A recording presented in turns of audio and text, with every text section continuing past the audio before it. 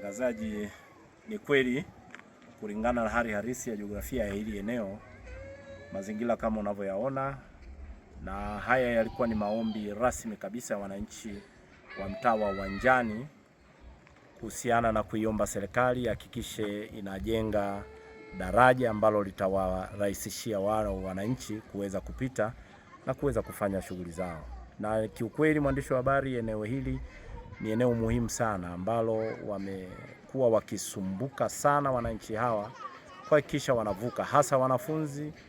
Msimu wa mvua imekuwa ni changamoto sana, kwa sababu daraja tuliokuwa nalo lilikuwa ni daraja la mbao, daraja la miti ambalo kwa kweli lilikuwa sio rafiki kwa kweli.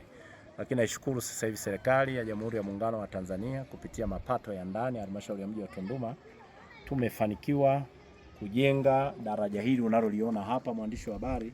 Si muda mrefu sasa linakwenda kuanza kutumika ili hawa wananchi basi wafaidi keki iliyopo kwenye taifa lao.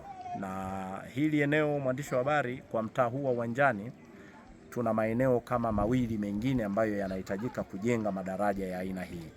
Kwa hiyo fedha tulikuwa tumeipata madaraja mawili, tumejenga Uwanjani na hatimaye tumejenga Mbagara, nako nafikiri nitakupeleka utaenda kuona, ili mwisho wa siku hawa wananchi waweze kufanya shughuli zao za kiuchumi wakiwa na uhakika na maeneo wanayopita.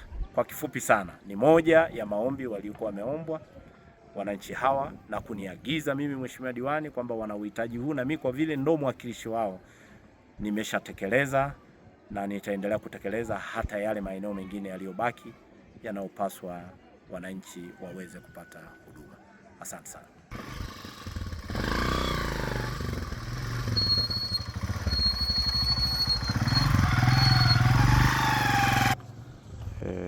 Majina anaitwa Matrida Lambwe Mruafu, natokea kata ya Uwanjani. Kwa kweli tunashukuru sana, tunamshukuru sana diwani wetu aliyefanya hichi kitendo cha kututengenezea daraja. Daraja letu lilikuwa ni bovu jamani, yaani daraja lilikuwa ni bovu, limeharibika, daraja lilikuwa limeoza. Alafu kitaka kuangalie sana huku ndo kwenye vyanzo vya maji tunapata huku. Wananchi wengi tulikuwa tunavuka hili daraja tunaenda kuchota maji kule mbele. Daraja lilikuwa limeharibika lote, hapa pameoza, mbao zote zimeoza. Tunamshukuru sana diwani wetu Kayombo kwenda kutufikishia kero yetu halmashauri. Tunamshukuru sana. Cha pili, tumshukuru sana mheshimiwa wetu Rais. Tunakushukuru sana kwa hili jambo lililotufanyia. Asante sana. Daraja limetengenezwa vizuri, tunashukuru. Barabara tunaomba mtutengenezee barabara zimeharibika vibaya mno.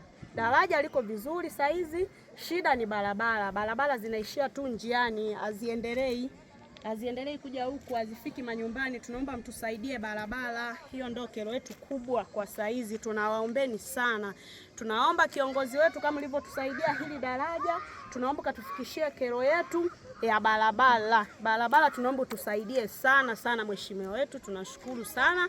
Kama utakuwa umewasilisha kero yetu hiyo, mtufanyie kazi, tunashukuru sana.